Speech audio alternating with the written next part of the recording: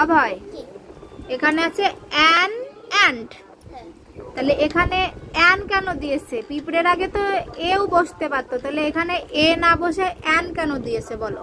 কারণ হচ্ছে অ্যানটা একটি হবে, মানে এটা আমি পিঁপড়ে দেখি, মানে একটি পিঁপড়ে।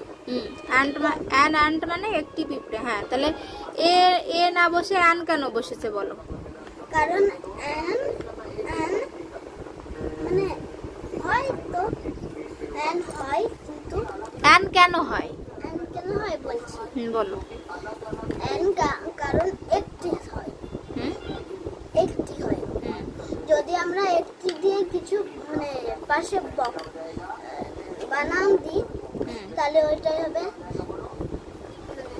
ভাওয়েলের আগে কনসোনেন্ট। ভাওয়েলের আগে কি বসে? ভাওয়েল কোনগুলো বলো? ভাওয়েল কোনগুলো? এ ই আই ও ইউ। হ্যাঁ, আর এই ভাওয়েলের আগে এ বসে না অ্যান বসে?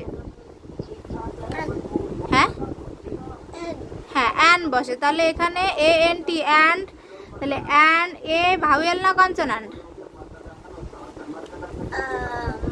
হ্যাঁ, তাহলে ভাওয়েলের আগে কি বসবে? ভাওয়েলের আগে ভাওয়েলের আগে কি বসবে? এ বসবে না অ্যান বসবে বলো?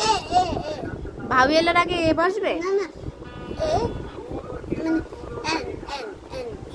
ভাওয়েলের আগে অ্যান বসবে। তাহলে তুমি এত কিছু কেন ঘুরাচ্ছ ফিরাচ্ছ, বলতেই পারছো না কেন? তাহলে কি হলো এটা? কি হলো বলো?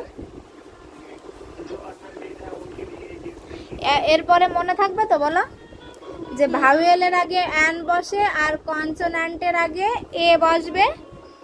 Vowel A E I O U, এই পাঁচটা হচ্ছে ভাওয়েল। এই ভাওয়েলের আগে অ্যান বসবে, মনে থাকবে তো? ঠিক আছে, পড়ো এবার।